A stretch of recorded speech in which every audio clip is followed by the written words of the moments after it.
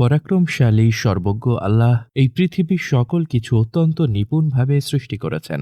তার সৃষ্টির ব্যাপারে আমরা খুব সামান্যই জানি ও বুঝি। আল্লাহ তাআলা কুরআনে বলেন, তারা কি মনে মনে ভেবে দেখে না, মহাকাশ ও পৃথিবী এবং এ দুয়ের মধ্যবর্তী সব কিছুই আল্লাহ তাআলা যথাযথভাবে অনির্দিষ্ট সময়ের জন্য সৃষ্টি করেছেন। সূরা রুম আয়াত ৮। অন্যখানে বলেন, অতঃপর তিনি আকাশমণ্ডলীকে ২ দিনে ৭ আকাশে পরিণত করে দিলেন, আর প্রত্যেক আকাশে তার আদেশ পাঠালেন। আমি কাছাকাছি আকাশকে প্রদীপমালা দ্বারা সুশোভিত ও সংরক্ষিত করেছি। এটা মহাপরাক্রমশালী সর্বজ্ঞ আল্লাহর ব্যবস্থাপনা। সূরা হামিম সাজদা আয়াত ১২।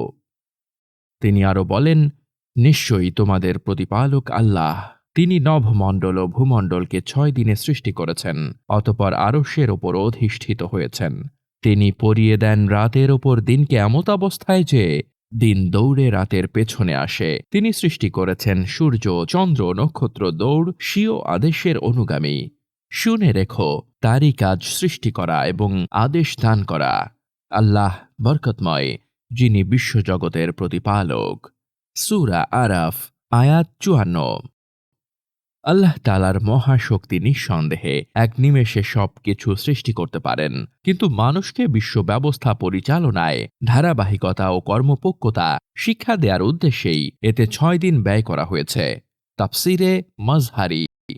হযরত আবু হুরায়রা রাদিয়াল্লাহু তাআলা আনহু বর্ণনা করেন, রাসূলুল্লাহ সাল্লাল্লাহু আলাইহি ওয়াসাল্লাম আমার হাত ধরে বললেন যে, আল্লাহ তাআলা মাটি সৃষ্টি করেছেন শনিবারে, পাহাড় রোববার, বৃক্ষরাজি সোমবারে, খারাপ জিনিসগুলো মঙ্গলবার, আলো বুধবারে, জীবজন্তু বৃহস্পতিবারে, আর হযরত আদম আলাইহিস সালামকে সৃষ্টি করেছেন শুক্রবার আসরের নামাজের পর। সেই দিনের শেষ সময় আসরের নামাজের পর থেকে নিয়ে রাত পর্যন্ত। মুসলিম, নাসাই। হযরত আব্দুল্লাহ বিন সাইদ রাদিয়াল্লাহু আনহু বলেন, রোববার থেকে মাখলুকের সৃষ্টি শুরু হয়। ২ দিনে সৃষ্টি করা হয় জমিন, জমিনে সব জিনিস সৃষ্টি করা হয় ২ দিনে, আর ২ দিনে আসমান সৃষ্টি করা হয়। শুক্রবারের শেষাংশে আসমানের নির্মাণ কাজ শেষ হয়। সে সময় আদম আলাইহিস সালামকে সৃষ্টি করা হয়, আর এ সময়টিতেই কিয়ামত সংঘটিত হবে।